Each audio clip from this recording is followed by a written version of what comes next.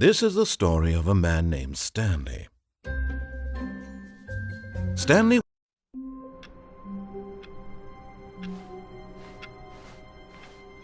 All of his co-workers were gone. What could it mean? Stanley decided to go to the meeting room. Perhaps he had simply missed a memo. No matter how hard Stanley looked, he couldn't find a trace of his co-workers.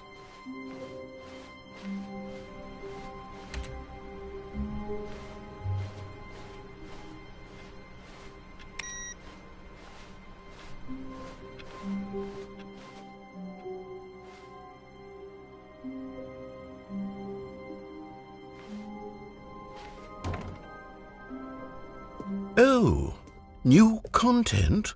What does that mean, new content?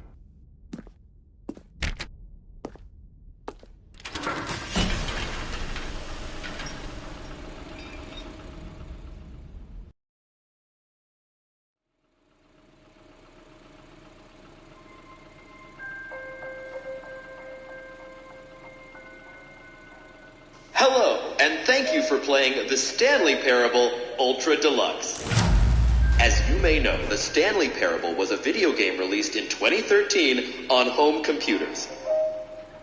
After receiving critical and commercial success, it was expanded upon in 2022 with the Stanley Parable Ultra Deluxe, a reimagining of the game for consoles and home computers.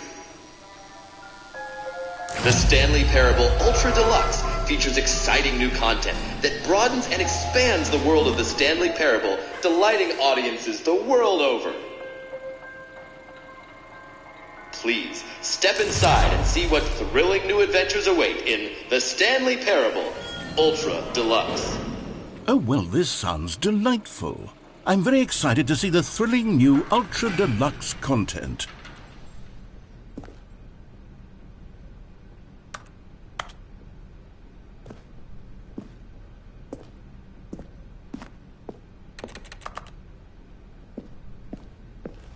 Okay, so far it's an elevator.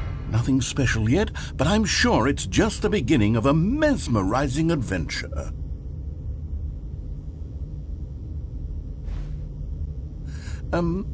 Is it broken?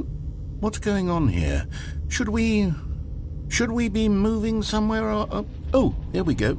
All right, finally, at long last, it's on to the new content. I've never been more ready. Let's do it.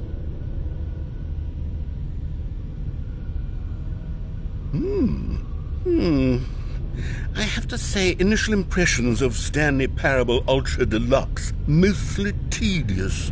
It's as if Oh, okay. Let's see the content. Give me the content, Stanley.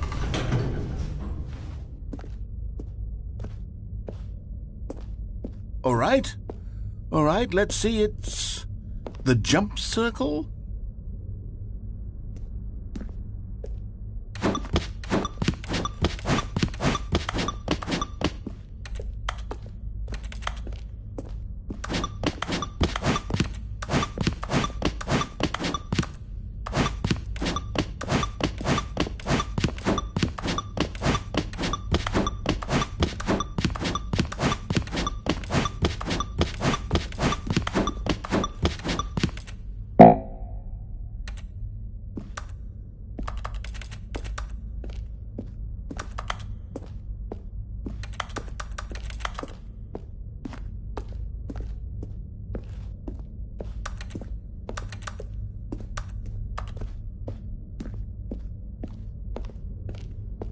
Is that it?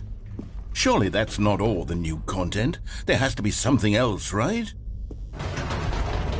Goodness, another elevator. Stanley, I have to say, initial impressions of this game are not positive. It's just elevators and jumping. Is this what passes for exciting new content? If this is new content, then I could just read you the whole dictionary. There's 20 hours of new content right there. Hell, I could count to 30 trillion. You could put that on the box. The Stanley Parable Ultra Deluxe, now with over 1,000 hours of new content. And oh, wait. There's more. Very good. Yes. I knew there had to be something else. Let's see it. I'm ready for whatever it is.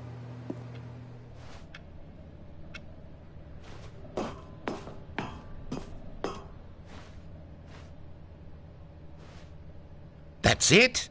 Oh, you've got to be kidding me. You see, Stanley?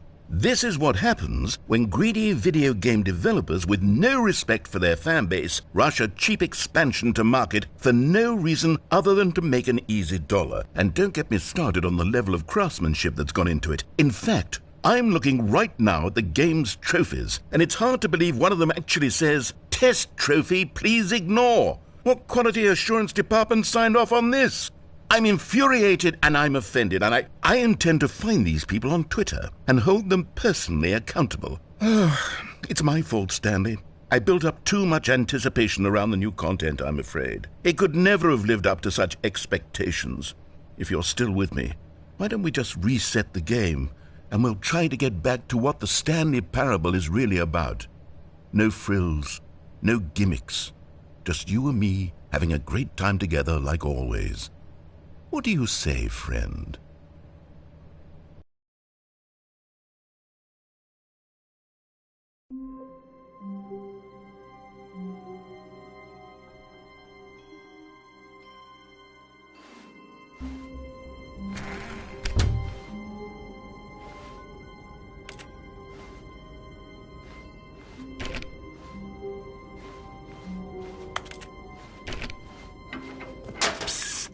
Stanley, come over here. In the vent. I want to show you something.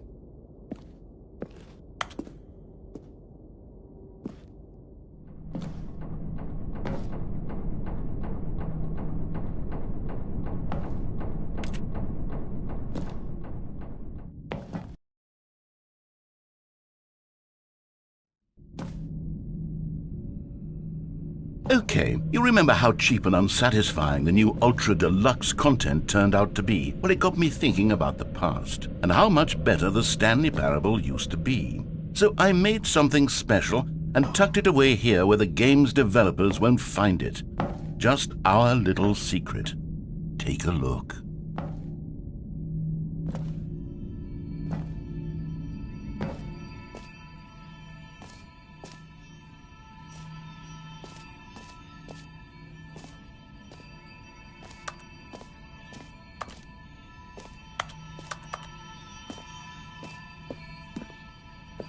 I call it the Memory Zone. It's where I've been storing all my favorite memories so I can relive the peak experiences of my life whenever I want. Experiences like the launch of the Stanley Parable on PC.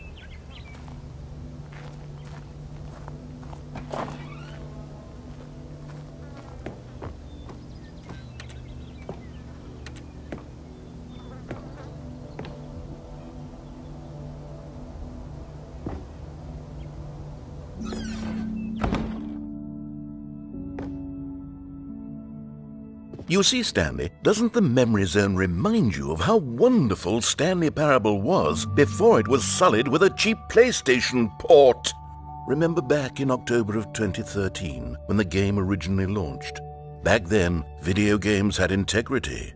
Back then, it all meant something. Oh, the waste.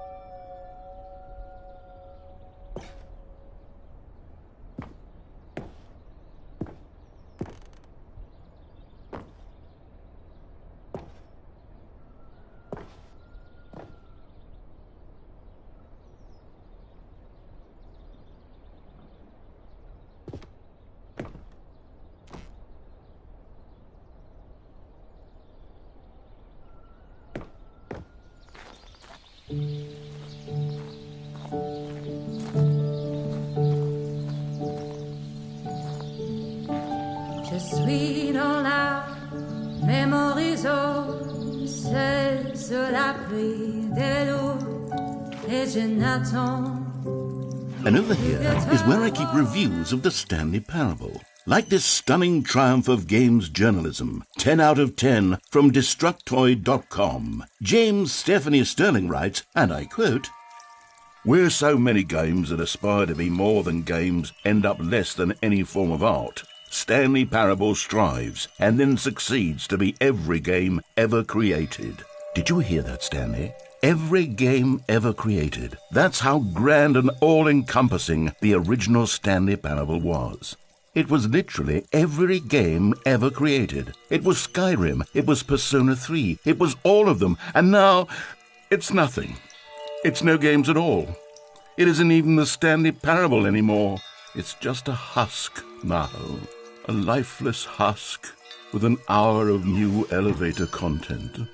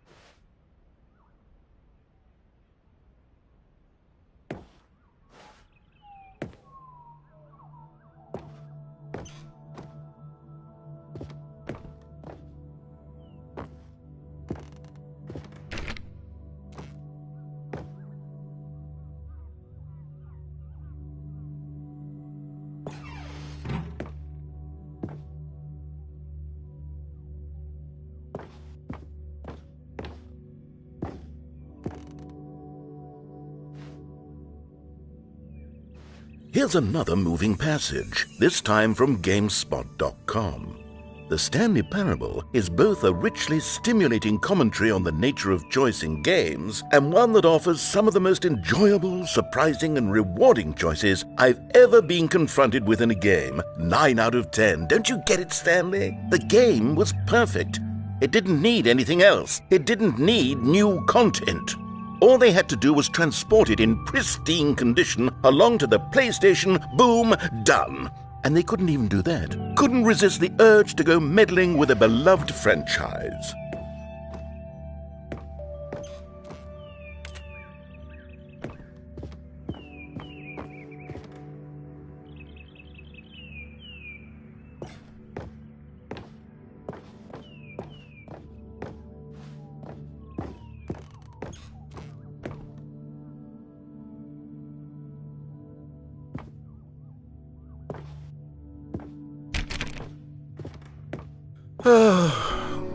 These were simpler times, Stanley.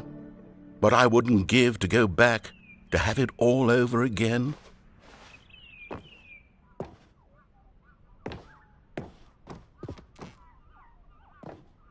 Wait, hang on. I don't recall this part of the memory zone before. What's this? What's down here?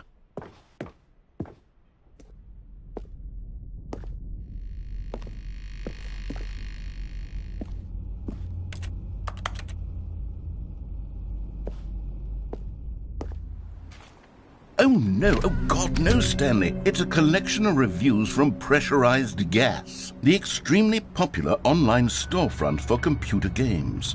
I haven't looked at these in years. I can't even imagine what's been collecting down here. Surely these reviews were glowing as well, weren't they?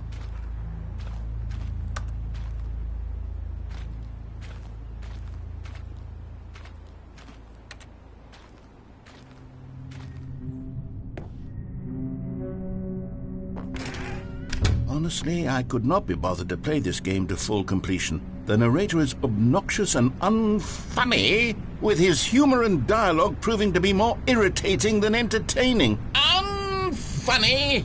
I'm not trying to be funny. I'm trying to make a serious work of art.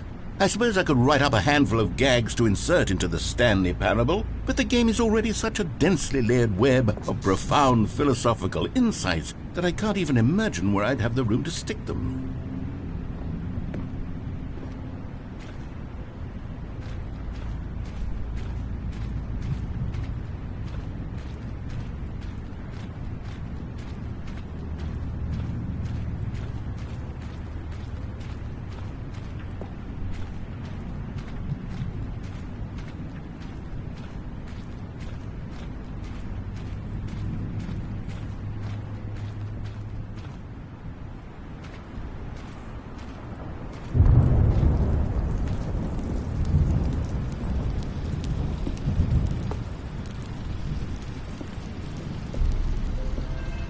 Okay, let's see what this one says.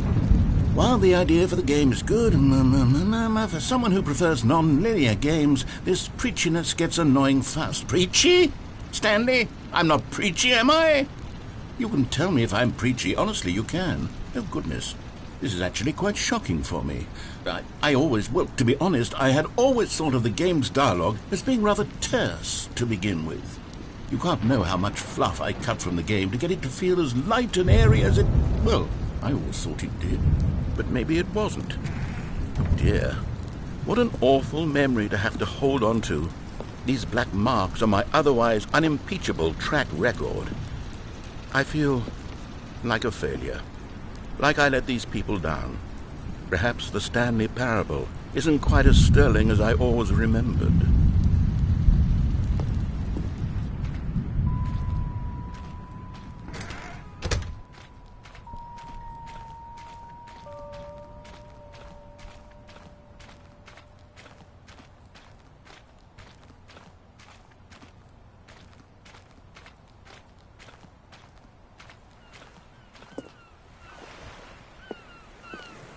What's this one got to say? You constantly have to stop doing anything so the narrator can catch up with his long-winded explanations of what's happening. I wish there was a skip button. A skip button? Well, yes. Yes, I think we can do that. If I'm truly too preachy, then maybe letting you skip ahead for just a moment, surely it couldn't hurt. Not if it means we can strike these negative reviews from the record. Only positive reviews of the Stanley Parable. That's my motto today, and it's always been my motto. I'd do anything for the customer, Stanley. Yes, a skip button we shall have.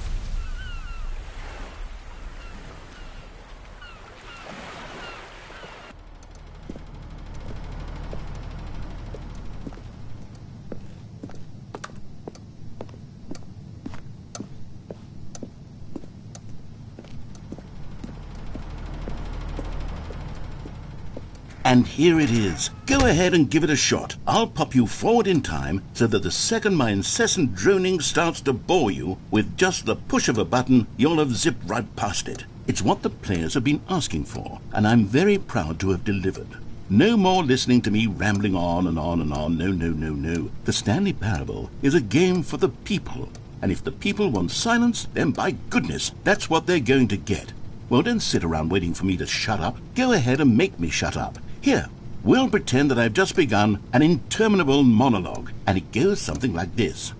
The story and the choices, or what have you, and therefore by becoming it is, so on and so forth, until inevitably we all until the end of time, at which time everything all at once, so now you see, blah blah blah blah blah blah blah blah blah blah blah blah blah blah blah. We've eaten too much and it can't be just yet, no, until 245. But the logic of elimination working backwards, the deduction therefore becomes impossible to manufacture. It went on for nearly 10,000 years, until just yesterday, here and there, forward and back, and never a moment before lunchtime. It can't be. It's the only thing there is. How many billions left until so much more than forever ago? Which is why I say... the story and the choices, or what have you, and therefore by becoming it is, so on and so forth, until inevitably we all until the end of time, at which time everything all at once, so now you see, blah blah blah blah blah blah blah blah blah blah blah blah blah blah blah. We've eaten too much and it can't be just yet, no, until 245. But the logic of elimination works. Oh, you're back, you see. You were only frozen in time for a few minutes, but it was plenty of time for me to deliver a long, rambling monologue full of unnecessary verbal flourishes and lengthy ruminations on the nature of choice in video games. Of course, I happen to believe it was perhaps one of my more profound such ruminations. Not that, of course, you need a description of it, but if I had to describe it, I'd say it was perhaps less of a rumination and more of a treatise. Or maybe a manifesto. Look, I'll outline it for you very briefly, and you can tell me what you think. Okay, so my theory is that any choice you've ever made is simply a series of choices made by the person who you are, or were, or will be at the time of having made said choice. That is to say, if by articulating a choice you've already made, you bring that choice into being, then by making no choice and saying nothing, are you not simply Well there, sport. You really did catch me rambling on a bit, didn't you? But that's the power of the button. The minute I start to go off on a thoughtless display of self-absorption, it's right at your fingertips to go poof, and it's all over. I can't wait to see what Cookie 9 will say about this, and whether they'll edit the rating of their pressurized gas review, or at least change some of the wording, perhaps. To be honest, I don't even know if one can change their review in the first place. I guess I should become better educated on how exactly pressurized gas works. Perhaps that would have been a smart thing to check on before I went on about this whole exercise of making the skip button. Although I have to imagine that after seeing this exciting new technology at work, surely whoever it is who runs pressurized gas will instantly run out and implement a new feature to make it possible to edit one's review merely because of this very situation. Yes, I think that's quite likely. Or perhaps they'll simply grant this particular user the ability to change their review so that the feature is not widely abused. Look, I would even be okay with pressurized gas altering this particular review so that it reads as something more beneficial. Something along the lines of, this game is the best game. Okay, welcome back, Stanley. Now, I should say that the amount of time the button has been skipping through is becoming longer and longer. That last one was, well, I want to say maybe 30, 45 minutes? It's not unendurable by any means, but well, there's really only so much I can ramble on to myself about. I know, it's shocking, isn't it? But at any rate, I do suggest that we not press the button again. I think the skip button has been aptly demonstrated, and we can say goodbye to it and just... Wait, how do we get out of here? Where did the door go? Wasn't there a door that led into this room? I do feel quite certain that there was one here before. How else would we have gotten into the room in the first place? I don't think one can enter a room without a door of some sort, or a window or something like that. Do you see a window anywhere? A porthole? A sufficiently large crack in the wall? I'll take any of these. All I want is for us to move on and to please step away from the skip button, to go anywhere other than the skip button. There was a door here before, wasn't there? I swear there was. Where did it go? Can you maybe just ram your way through a wall? Is there any possibility that you could, say, slam your body into the wall and... Stanley, please don't push the button again. It's been 12 hours. You've just been frozen there. I don't know why the skips are getting longer, but they're really, truly getting longer, and my God, there's no way out of the room. Stanley, the door is gone. It's completely gone. I've looked at it from every angle. I've checked every one of those walls 1,000 times. And there's no door, Stanley. There's no door. There's just you and the button, and if you keep pressing it, I have no idea what will happen. I have no idea how long I'll be made to sit here. And more than anything else, I don't know how to stop you from pressing the button again. I can't control anything in this room, Stanley. I can't touch it. And I have to believe, I have to know that sooner or later, no matter how much I plead with you, you're going to press the button again. Why would you? I've been thinking, and I don't know what I can do to convince you otherwise. Oh, my God. And it's all because of those reviews that I couldn't get out of my head. I just couldn't ignore the negative feedback. Why was it so important for me to fix the problem? Why did Cookie 9's opinion matter so much to me? I've never even met Cookie 9. I have no idea who they are. What would it ever really matter? But here I am. I'm fixating on every tiny negative thing that anyone ever says about me. The merest mention of one of my imperfections, and I become as impetulant as a child, wild and impulsive. I can't help myself. I can't stop myself from lashing out with a vengeful fury to alter and to change and to break anything unbroken, if only it pleases this one person who made a single negative comment. What does such an impulse serve? For whose benefit is this? And here I am now, stuck in a room, waiting for you to press this button, and to become frozen in time, knowing that you're going to do it, and that You're back! You're back! Oh my goodness, I have someone to talk to again. Stanley, I think it's been a week. Or 2 weeks. I've been sitting here all that time, just sitting here, not a single person to speak with. And you'd think that that's just how it's always been, right? Me talking, and you saying nothing. Would you think that it's exactly the same as always? Doesn't that feel like what we've already been doing? Me just talking? But it isn't, Stanley.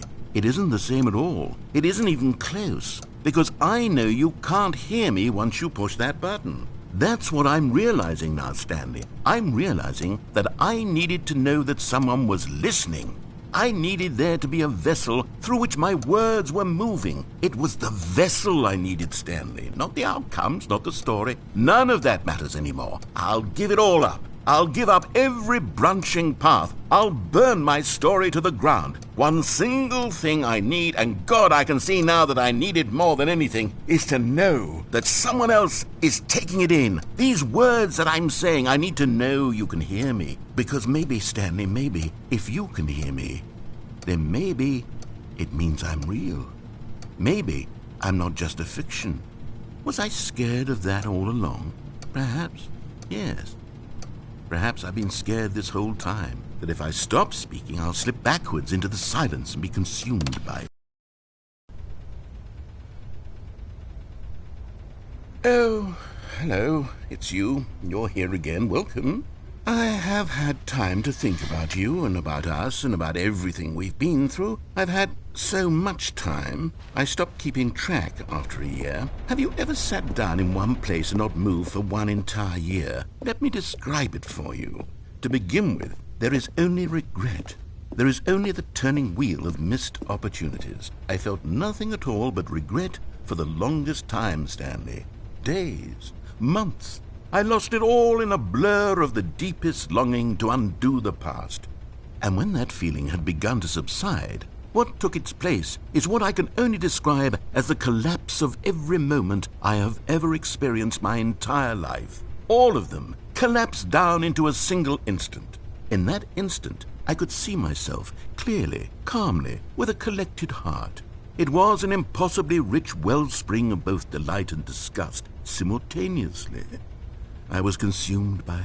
I could do nothing but wallow in it for what felt like an eternity, for what I now know was far less. You see, it was a revelation for me. It was unlike anything I had ever known. It was a space without consequence, without action or outcome. It was divorced entirely from the question of free will that you and I have squabbled over for so long.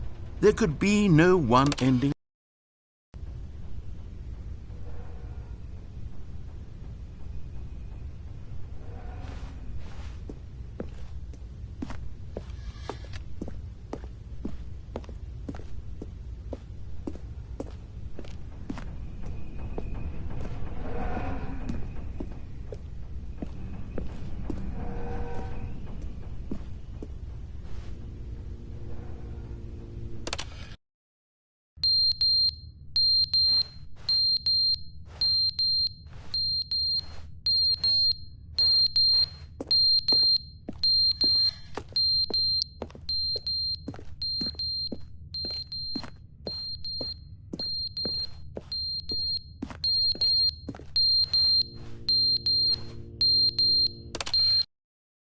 But they didn't understand the game was never meant to be funny. It was meant to have a point. It was meant to speak to the human condition. But where are the jokes? Where are the jokes? They bemoaned, they screamed, they gnashed their teeth and said, "Entertain us." It wasn't enough. They had to leave a pathetic little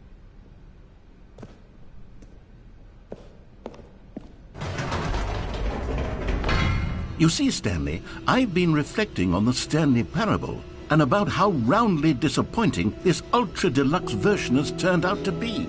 The original Stanley Parable was a landmark, and any new content for it should live up to that legacy. So forget this ultra deluxe nonsense. I say we take it one step even further. Which is why I'm very proud to announce for the first time ever the Stanley Parable 2.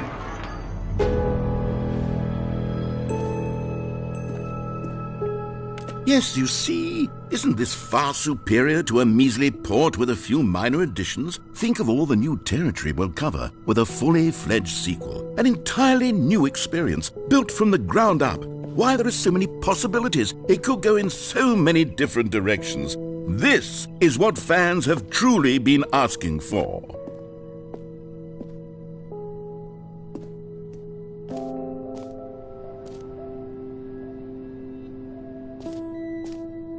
Calling it the Stanley Parable 2 is just so much catchier than Ultra Deluxe, don't you think? Ultra Deluxe? What does it even mean? But the Stanley Parable 2, now that's an artistic statement right there. It's future-oriented. It screams progress and innovation and long-term franchising potential.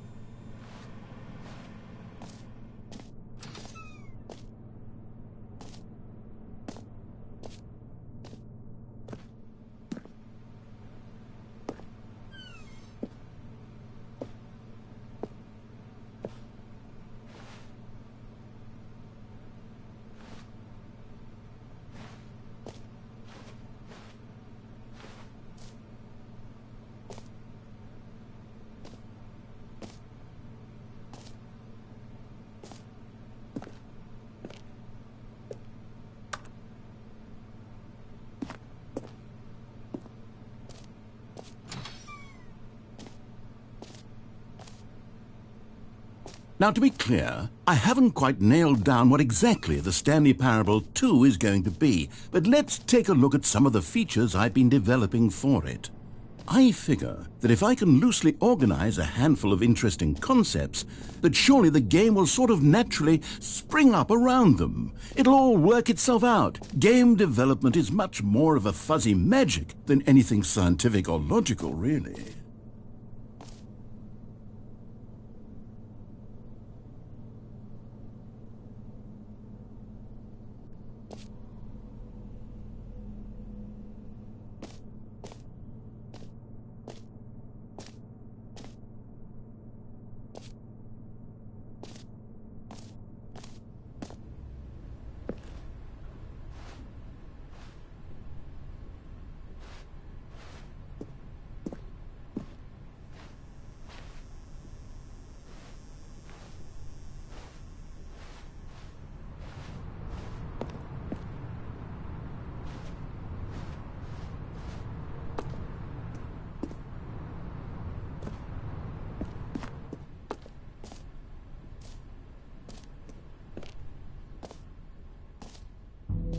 Here we are. Go on, try out some of the new features.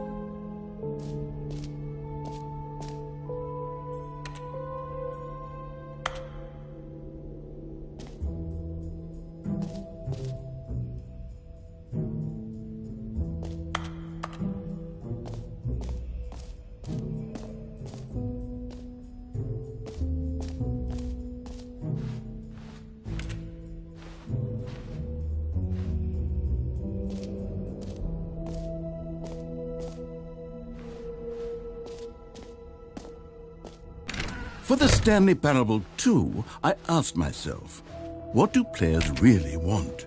And of course, the first and most obvious answer is that they want to be individually recognized and validated as people. So with that in mind, my first addition to the game is this button which speaks the name of the person playing the game. Isn't that wonderful?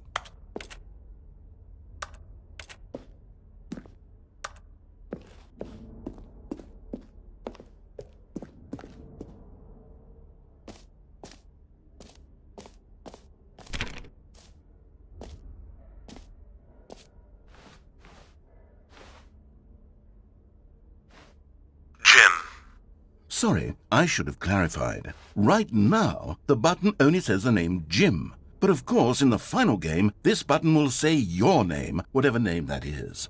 Here, let's have you role-play as Jim to really simulate the full experience of this feature. Just play along. I promise you'll love it. Okay, here we go. Let's take a deep breath, clear your mind, forget whoever you are, and simply become a person named Jim. I want you to imagine yourself living as Jim, sleeping and waking as Jim, falling in love and being heartbroken as Jim, seizing all of the world's possibilities as Jim, and as Jim watching your dreams crumble into dust. Do you feel it deeply? Are you really, truly Jim right now? If so, then please step forward and press the button.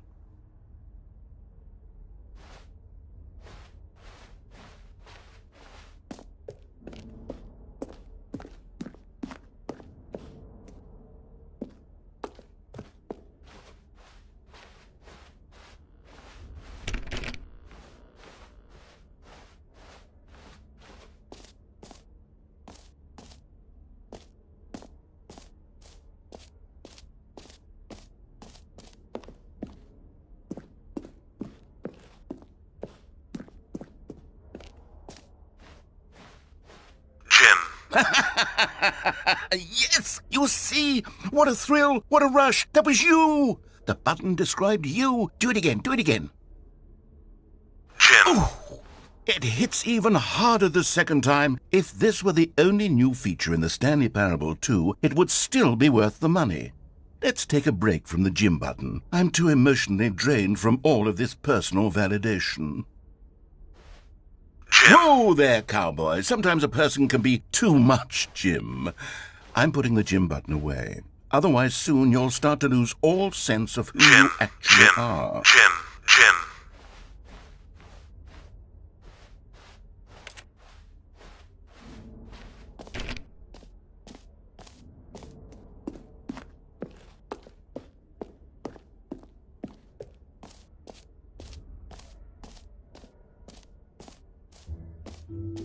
I suppose I could allow only people named Jim to play the Stanley Parable 2. That would actually save me the work of finishing this feature.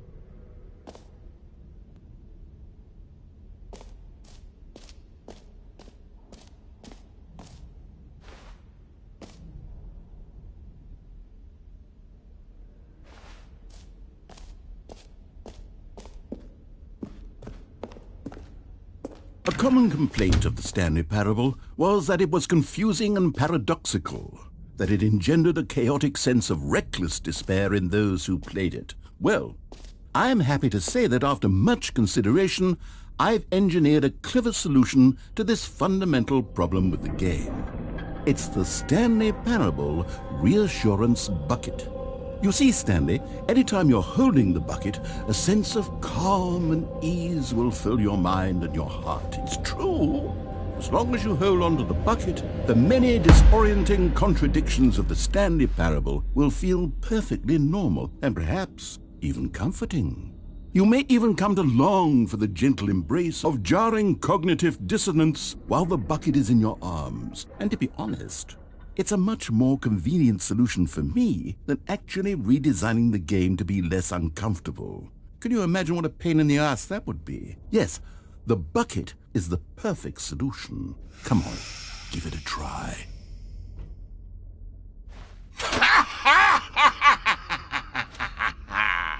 Can you feel it? The glow of comfort, even in the face of crushing despair, must already be sweeping through your body. And in fact, can I say that I do believe the bucket lends you an air of charisma as well? I think that just holding it has made you the slightest bit more attractive as a person. The benefits of the bucket seem to go on, don't they? All this and more await you in the Stanley Parable 2.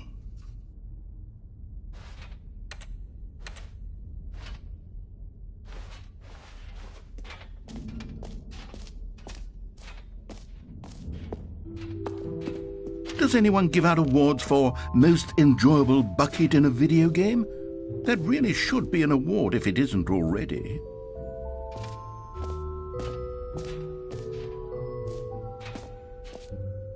Okay, I'll be honest, I haven't yet decided on this one.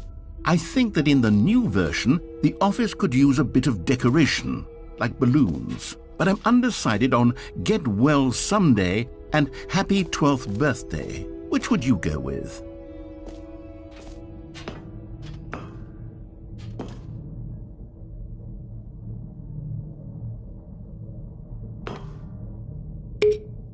You know, sometimes when you solicit another person's opinion, it makes you realize that you knew which one you actually really wanted all along. Happy 12th birthday, step-niece, it is.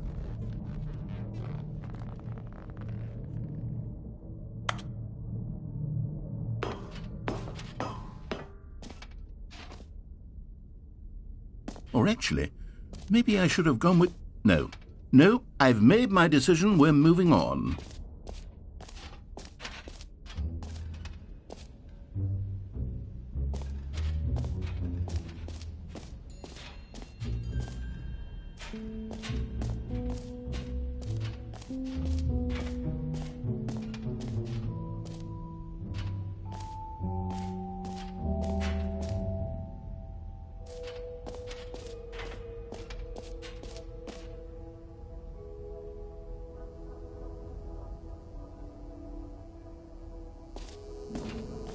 Now, here's something special. You remember that broken test trophy that got left in the game on accident? Well, I'm developing a technology to simply give you the trophy. Yes, you see, you'll come to this lever, and when you pull it, the trophy will be given to you. It's as simple as that. Okay, perhaps I should have clarified. This is technology that will exist. Right now, the trophy is still fully broken. I'm not a wizard, Stanley. But I guarantee it will be fixed in the sequel to at last satisfy the hordes of ravenous fans all over the world who have been uproariously demanding this feature. Gamers, we hear you, and I promise it will happen.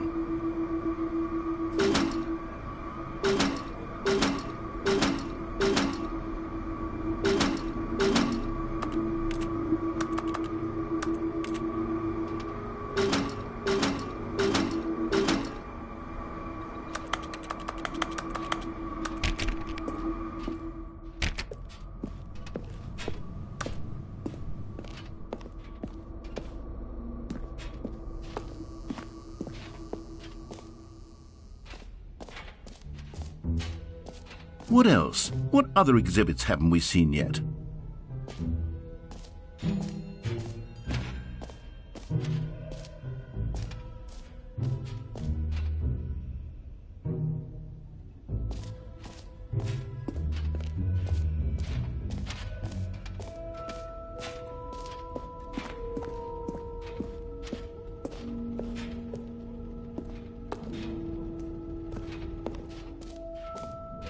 Ah, collectibles.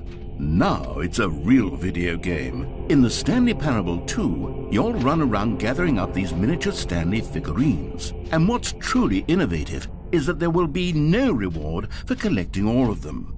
I don't want to stifle the intrinsic joy of watching a number go up. You simply collect all of them, and then you move the hell on with your unremarkable life.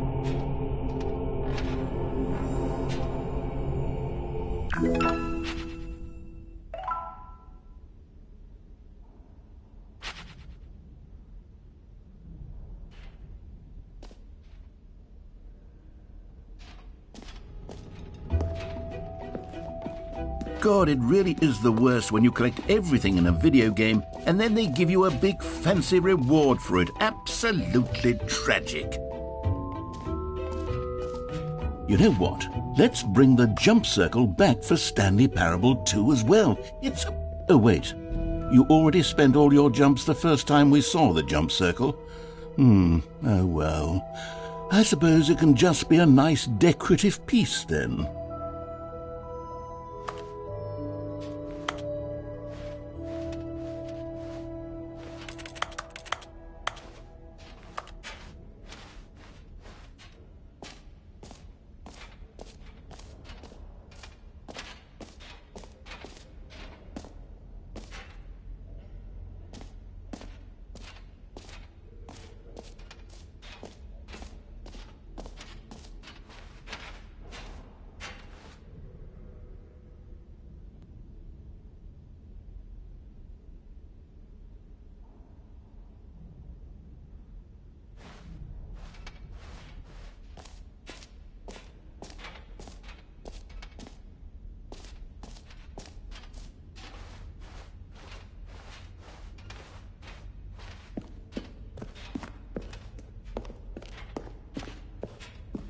All right, have you seen everything you wanted to? Ready to move on now?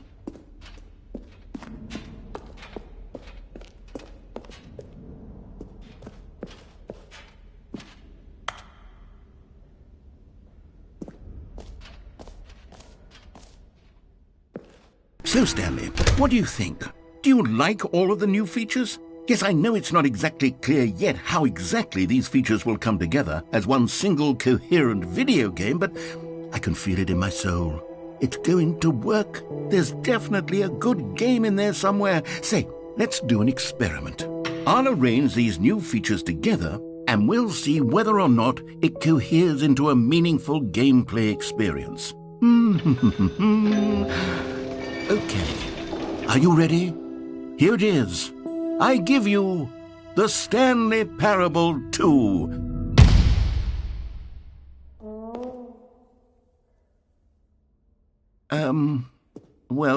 I mean, there's potential here, right? It's sort of... Okay, never mind. Hold on, let me do a different arrangement.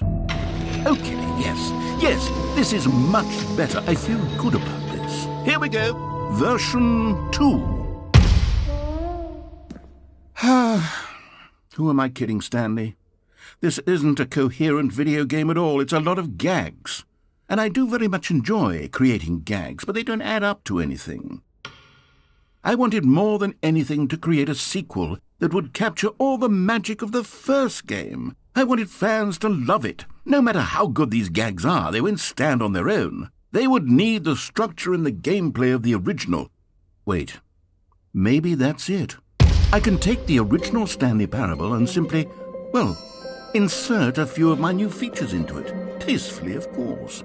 With respect. With care for the vision and integrity of the original game. Would it possibly work? I suppose it could. But it would need a really, really tremendous title screen. A title screen that says with bold and uncompromising conviction, "This is the Stanley Parable 2. Let me see if I can whip something up. All right, perfect. Go ahead. Take a look.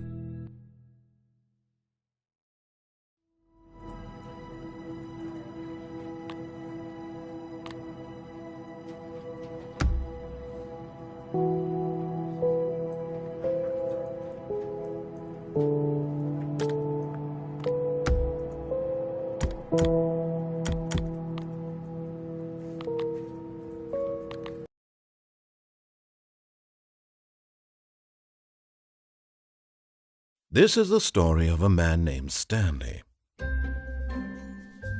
Stanley worked for a company in a big building where he was employee number 427.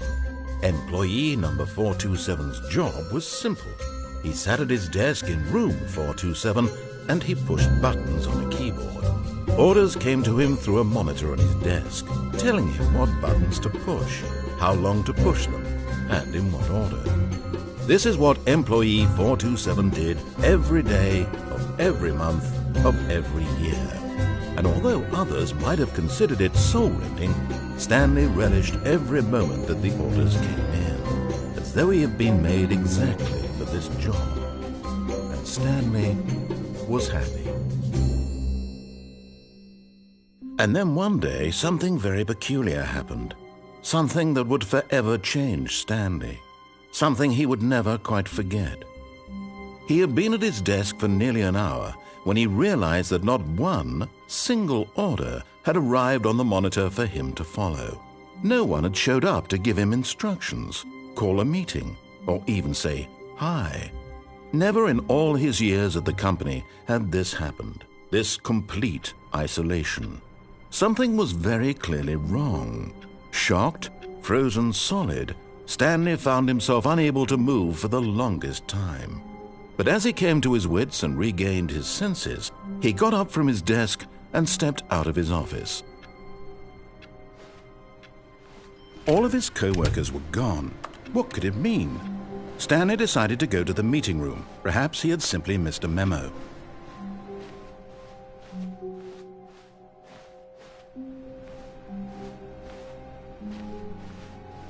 Stanley picked up the bucket.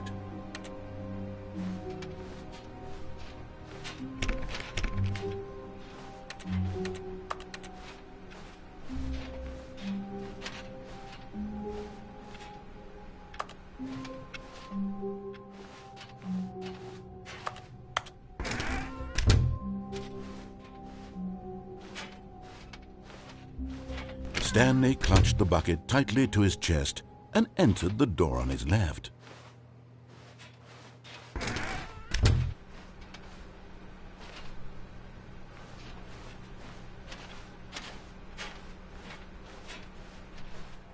Still no one was here. Stanley needed the bucket's warmth and comfort now more than ever. Perhaps his boss's office was where he'd find answers.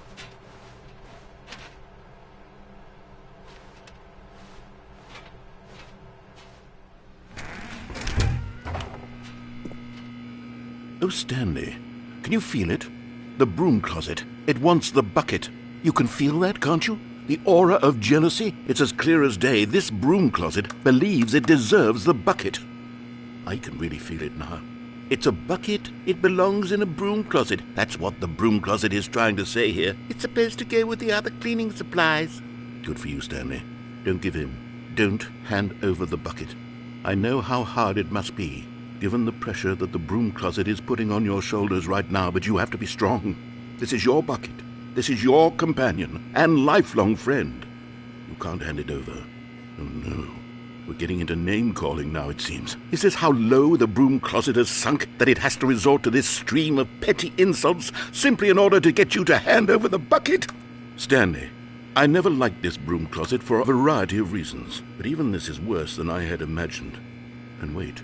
Now the broom closet has the gall to imply that you and the bucket are not truly deep and lasting friends, that your relationship is purely superficial and convenient, that your life is so banal and meaningless that you'd feel the same sort of kinship towards any inanimate object which happened to lay in your path in an even partially enticing manner. Well, I never. Go on, Stanley. Lay into it. Really tell the broom closet off for its demeaning comments. Expand on the wide variety of experiences you and the bucket have shared together. Go through each of them point by point. Share your journal entries detailing the rich emotional landscape of your feelings for the bucket as they have changed and evolved over the years. Let him have it.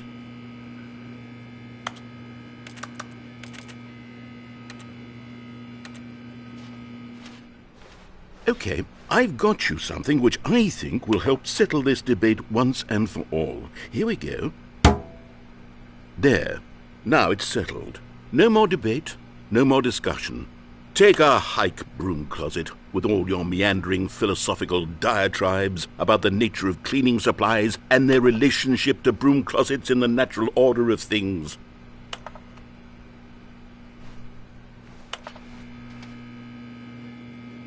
All right, I've got a second sticker back here, and I'm going to slap it on as well because I think it's appropriate. You see, I feel that it works because the sticker is also a bucket. That way, if you're ever unsure whether the thing you're holding is a bucket or not, you can look down at this sticker and say to yourself, "Ah, it's a bucket." There really is a wide variety of applications for this sticker.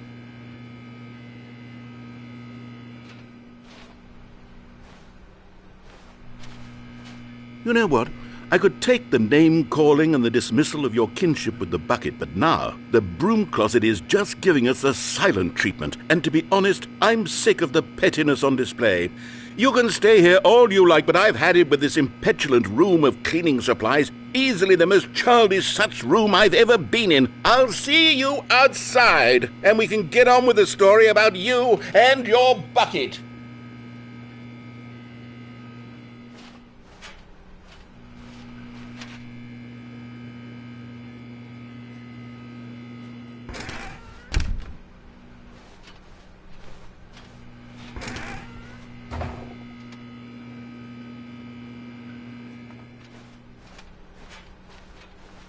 Coming to a staircase, Stanley and the bucket walked upstairs to the boss's office.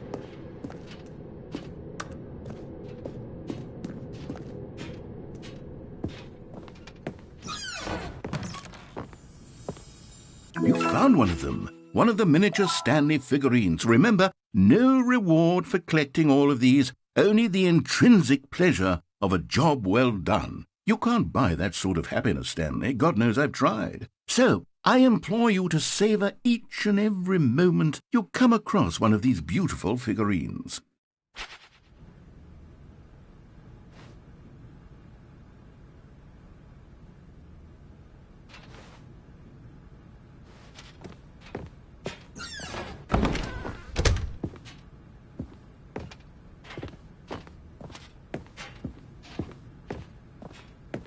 Stepping into his manager's office, Stanley was once again stunned to discover not an indication of any human life.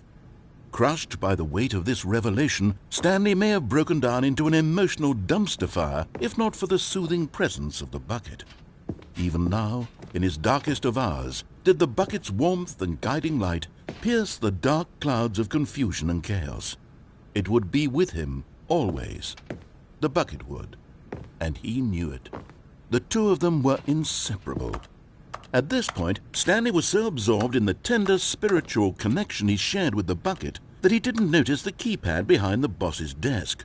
Nor in his bliss of simply being near the bucket did he have any notion that the PIN number for the keypad was 2845.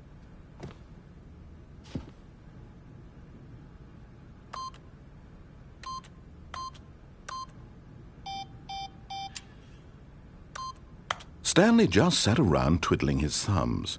Trying to input anything on the device was useless, since he could never possibly know that the combination was 2845.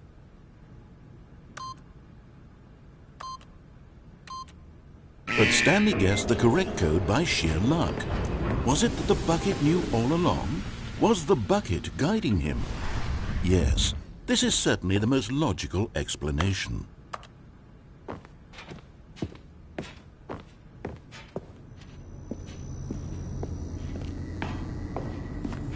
Another miniature Stanley figurine. This, there really must be a snappier name for these things. What about mini-stands? Stanley figs? Or what about Stanlerines? Yes, I think I like that. Another Stanlerine under your belt.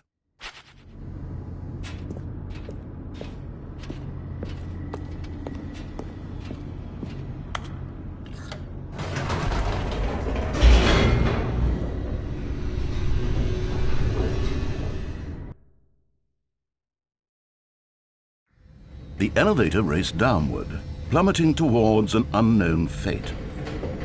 It would be all Stanley could do to keep himself together, if not for the bucket. Soothing him, comforting him, reassuring that in this darkest moment of uncertainty, he would be all right. The bucket is here for you, Stanley. Everything will be fine.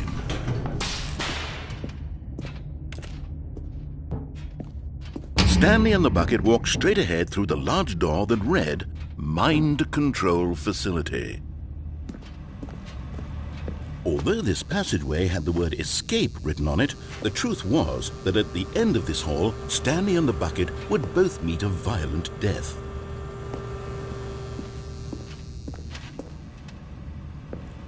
But of course, Stanley and the bucket thought better of it and realized they simply had too much to live for.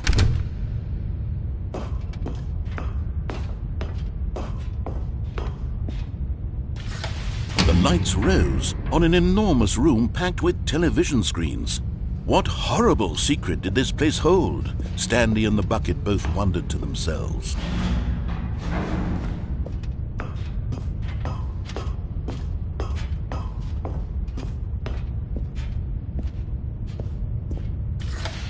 The monitors jumped to life, and Stanley nearly dropped the bucket in shock. Everyone in the office was being videotaped, monitored like guinea pigs. The bucket had never seen anything like this, and it very nearly burst into tears as Stanley cradled it gently, reassuring it that everything would be fine.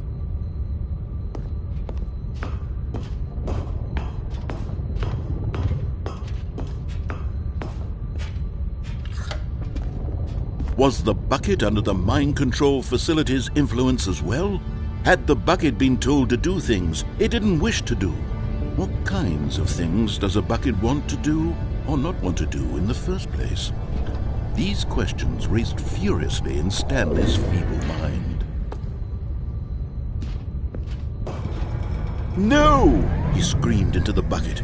He couldn't accept it. His own life in someone else's control, never! He squeezed the bucket tighter, his one friend in the entire world. At this point, he could trust no one except for the bucket.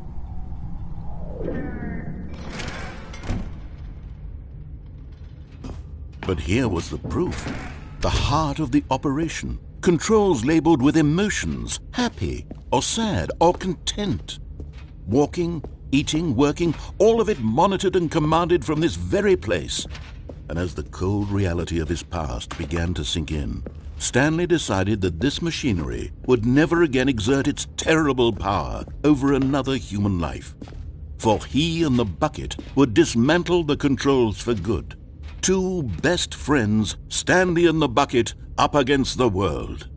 They high-fived in a really cool way, and the bucket made a sassy comment about taking down the system.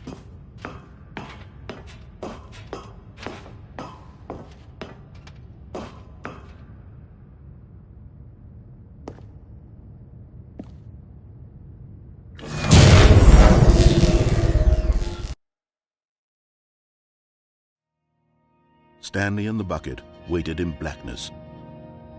Was it over? Yes, they had done it. Stanley and the bucket had defeated their greatest and darkest enemy, freed themselves from the tyrannical grip of the evil mind control machine. Freedom was now mere moments away.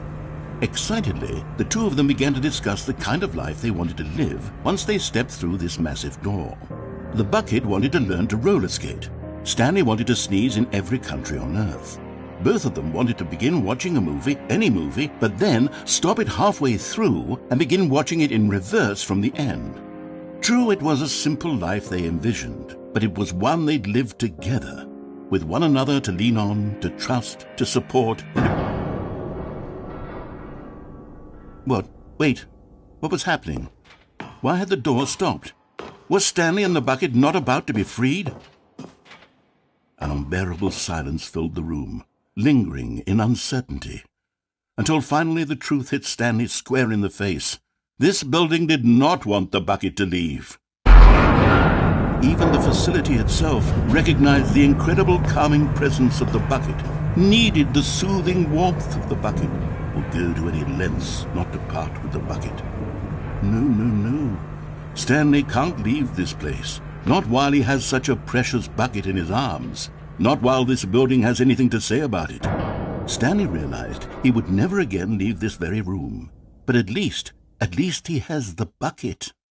To be trapped eternally in darkness isn't really so bad, Stanley thought to himself. As long as I have my bucket with me, right? I'll be okay, won't I? Stanley gulped. Very soon now, he was about to find out.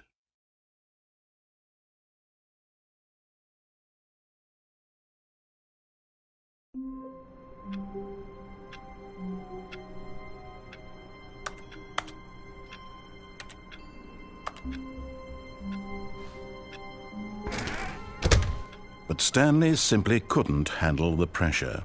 What if he had to make a decision? What if a crucial outcome fell under his responsibility? He had never been trained for that. No. This couldn't go any way except badly. The thing to do now, Stanley thought to himself, is to wait. Nothing will hurt me. Nothing will break me. In here I can be happy forever. I will be happy. Stanley waited. Hours passed, then days. Had years gone by? He no longer had the ability to tell. But the one thing he knew for sure, beyond any doubt, was that if he waited long enough, the answers would come. Eventually, someday, they would arrive. Soon, very soon now, this will end. He will be spoken to. He will be told what to do. Now it's just a little bit closer. Now it's even closer. Here it comes.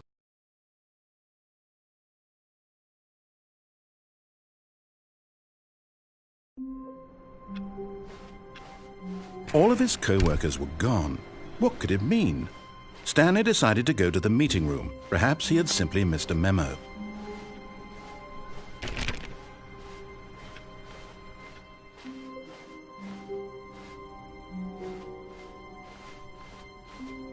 When Stanley came to a set of 2 open doors, he entered the door on his left.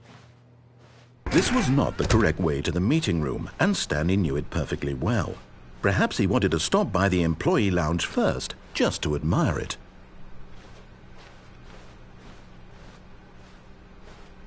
Ah, yes, truly a room worth admiring. It had really been worth the detour after all, just to spend a few moments here in this immaculate, beautifully constructed room. Stanley simply stood here, drinking it all in.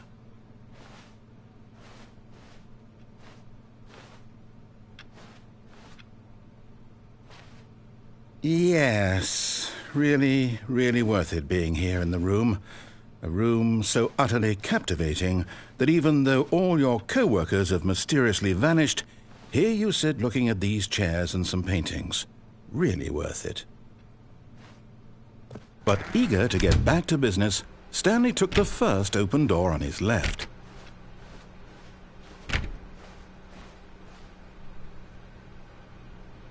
And so he detoured through the maintenance section, walked straight ahead to the opposite door, and got back on track.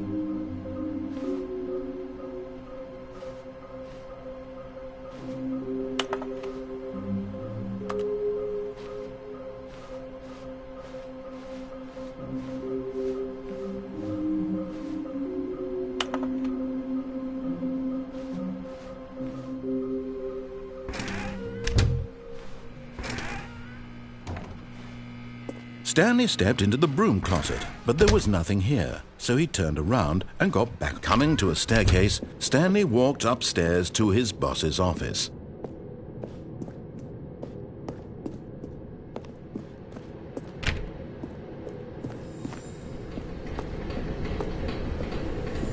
Okay, I'm going back to the name of these little Stanley figurines, and now I'm torn between Stanlerines and Figlies. What do you think, Stanley? What name better encapsulates the intrinsic sense of happiness that you get from seeing a small number in the corner of your screen go up by 1? Let me sit on it. I'm sure it will come to me.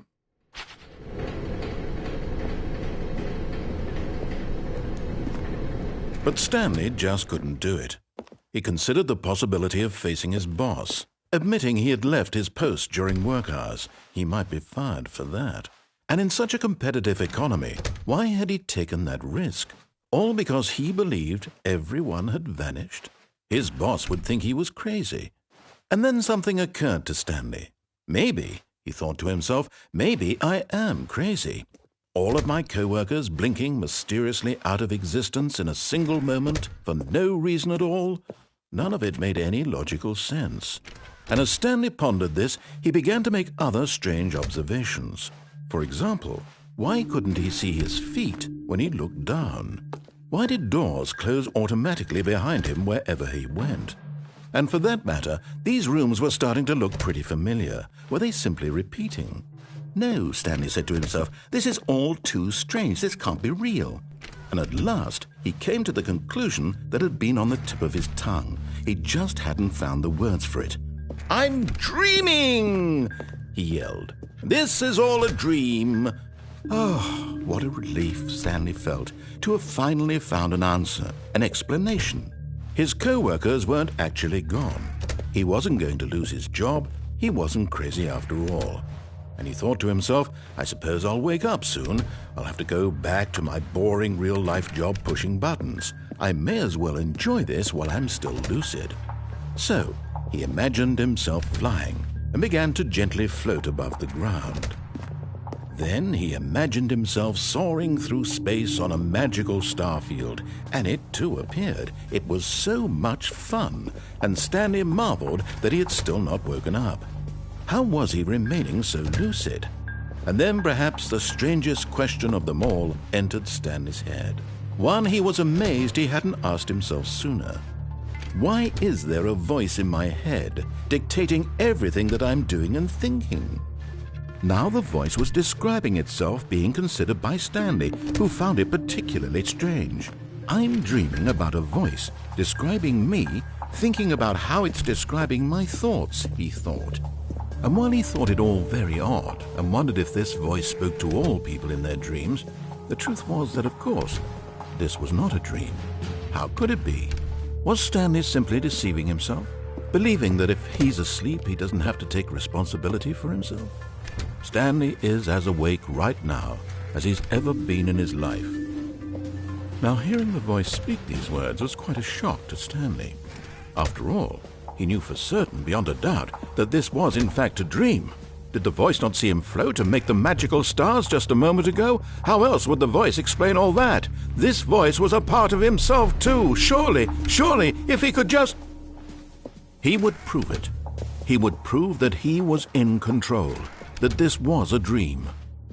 So he closed his eyes gently, and he invited himself to wake up. He felt the cool weight of the blanket on his skin, the press of the mattress on his back, the fresh air of a world outside this one. Let me wake up, he thought to himself. I'm through with this dream. I wish it to be over. Let me go back to my job. Let me continue pushing the buttons. Please, it's all I want. I want my apartment and my wife and my job. All I want is my life exactly the way it's always been. My life is normal. I am normal. Everything will be fine. I am okay.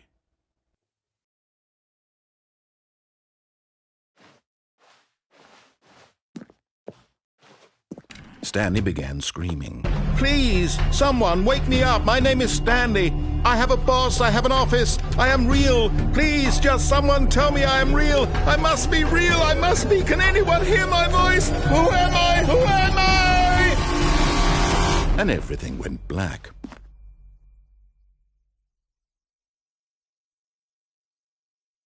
This is the story of a woman named Mariella. Mariella woke up on a day like any other. She arose, got dressed, gathered her belongings, and walked to her place of work. But on this particular day, her walk was interrupted by the body of a man who had stumbled through town talking and screaming to himself, and then collapsed dead on the sidewalk. And although she would soon turn to go call for an ambulance, for just a few brief moments she considered the strange man. He was obviously crazy. This much she knew. Everyone knows what crazy people look like. And in that moment, she thought to herself how lucky she was to be normal. I am sane. I am in control of my mind. I know what is real and what isn't. It was comforting to think this, and in a certain way, seeing this man made her feel better. But then she remembered the meeting she had scheduled for that day, the very important people whose impressions of her would affect her career, and by extension, the rest of her life. She had no time for this, so it was only a moment that she stood there, staring down at the body. And then she turned and ran.